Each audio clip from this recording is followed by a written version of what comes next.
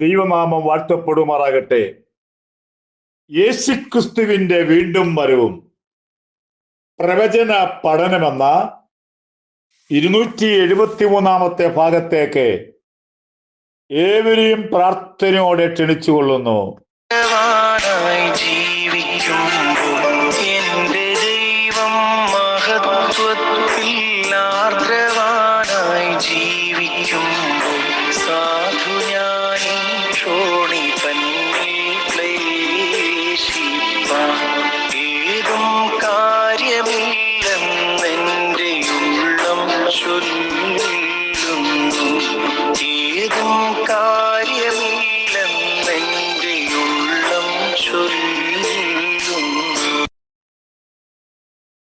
ഇന്നത്തെ ചിന്താ വിഷയം രാഷ്ട്രീയ ലക്ഷ്യങ്ങളെ.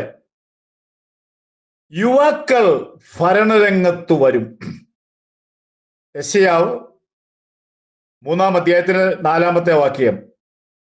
ഞാൻ ബാലന്മാരെ അവർക്ക് പ്രഭുക്കന്മാരാക്കും, ശിശുക്കൾ അവരെ വാഴും. ഇത് രാഷ്ട്രീയ പാർട്ടിയിലേക്ക് നോക്കാം. പക്വതയില്ലാത്ത 30 വയസ്സിന് താഴെയുള്ളതായ അനേക ചെറുപ്പക്കാരെയും ചെറുപ്പക്കാരികളെയും ഇലക്ഷനിലൂടെ അവർ തെരഞ്ഞെടുക്കുന്നു. അവരുടെ പക്വതയില്ലായ്മയും അവരുടെ ഉത്തരവാദിത്വം എന്താണെന്ന് അറിയാൻ പാടില്ലാത്തത് കൊണ്ടും പലർക്കും അവരുടെ ആ പീരിയഡ് എത്തിക്കാൻ കഴിയാതെ വണ്ണം കേസും കൂട്ടവും പരാജയമായിരിക്കുന്നു ഒരു ഭാഗം. യെശയ്യാവിന്റെ പുസ്തകം 3-ാം അധ്യായത്തിന്റെ 12-ാമത്തെ വാക്യം. കുട്ടികൾ അവരെ പീഡിപ്പിക്കും എന്ന് പറഞ്ഞാൽ 10 പിള്ളേർ നോക്കിയാൽ മതി ഒരു സ്കൂളിൽ അന്ന് സ്ട്രൈക്ക് ഉണ്ടാക്കാൻ. കുട്ടികൾ അവരെ പീഡിപ്പിക്കുന്നു. സ്ത്രീകൾ അവരെ വാഴും. ഒരു കാലത്ത് രാഷ്ട്രീയത്തിലെ സ്ത്രീകളോ മന്ത്രിമാരോ പ്രധാനമന്ത്രിമാരോ പ്രസിഡന്റുമാരോ എടുക്കത്തില്ലായിരുന്നു. കാരണം സ്ത്രീ കഴിവില്ലാത്ത വ്യക്തിയാണെന്നും അവർക്ക് ഭരിക്കാൻ അറിയില്ലെന്നും അവരെ വീട്ടിൽ അടുക്കള ജോലിക്ക് മാത്രമേ സാധ്യമാകുകയുള്ളൂ എന്ന് ചിന്തിച്ച ഒരു കാലം. അനേക വർഷങ്ങൾക്ക് മുമ്പേ സ്ത്രീകൾക്ക് സ്കൂളിൽ പഠിക്കുവാൻ അനുവാദമില്ലായിരുന്നു. ഇന്നും മാറി നമ്മുടെ പോലീസ് ഡിപ്പാർട്ട്മെന്റിൽ തന്നെ എത്രയോ SP-മാര് DIG-മാര് അങ്ങനെ ഉയർന്ന സ്ഥാനത്ത് എത്രയോ ജില്ലകളിൽ സ്ത്രീകൾ കലക്ടറായിട്ട് നമ്മുടെ കേരളത്തിലും ഇന്നും ഉണ്ടല്ലോ. ഇതിന്റെ പുറകിൽ ദൈവത്തിന്റെ വചനമാണ്, പ്രവചനമാണ്. പ്രത്യേകിച്ച് പറയാം, സ്ത്രീകൾ അവരെ വാഴും എന്ന് പറഞ്ഞാൽ അവരെ ഭരിക്കുമെന്ന്.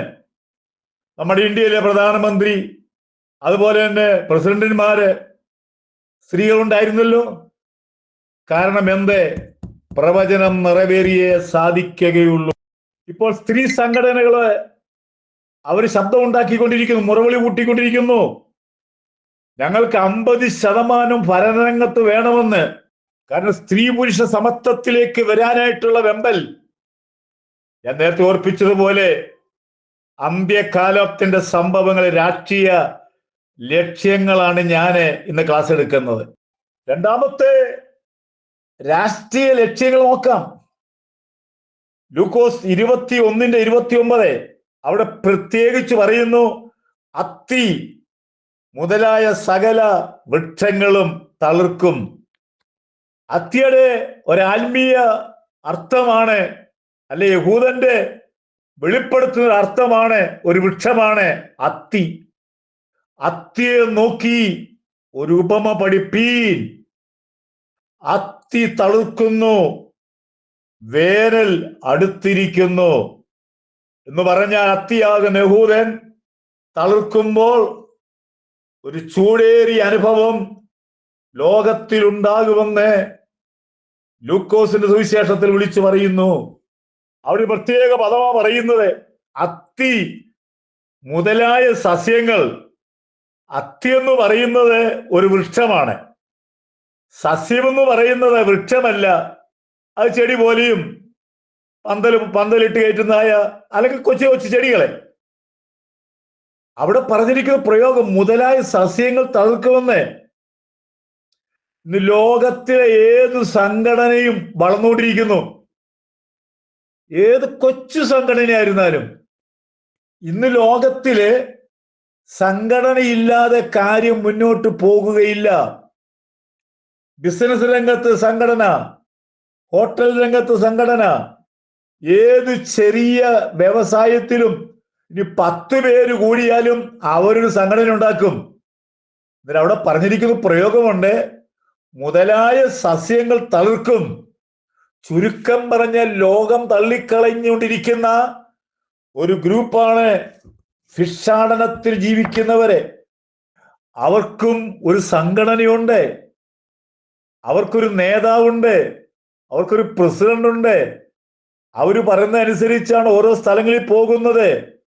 ചുരുക്കം പറഞ്ഞാൽ ഇന്ന് സകലത്തിലും സംഘടനയായി കഴിഞ്ഞിരിക്കുന്നു.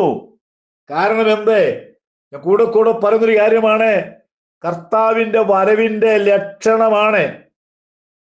എന്നെ കേൾക്കുന്ന പ്രിയപ്പെട്ടവരെ, യേശുവിനെ ഇതുവരെ രക്ഷിതാവും കർത്താവുമായി സ്വീകരിച്ചിട്ടില്ല എങ്കിൽ നിങ്ങളുടെ ജീവിതത്തിലെ ഒരു സുവർണ അവസരമാണ്.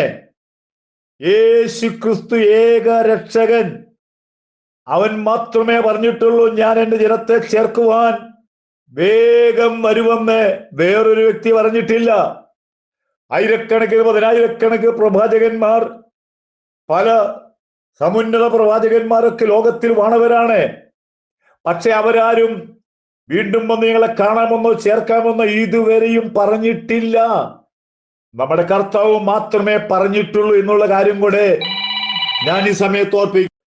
എന്നെ കേൾക്കുന്ന പ്രിയപ്പെട്ടവരെ, നിങ്ങളുടെ ജീവിതത്തിലെ കടഭാരമോ രോഗമോ ദുഃഖമോ മനപ്രയാസമോ ആകുല ചിന്തയോ ഏതെങ്കിലും വിഷയത്തിൽ ഭാരപ്പെടുന്നുണ്ടെങ്കിൽ നമ്മുടെ കർത്താവിൻ്റെ അടുക്കൽ കടന്നു നിന്ന് നമ്മുടെ ഭാരങ്ങളും പ്രയാസങ്ങളും ഒക്കെ പറഞ്ഞാൽ നമ്മുടെ എല്ലാ വിഷയങ്ങൾക്കും പരിഹാരം നമ്മുടെ കർത്താവ് യേശു മാത്രമാണ്.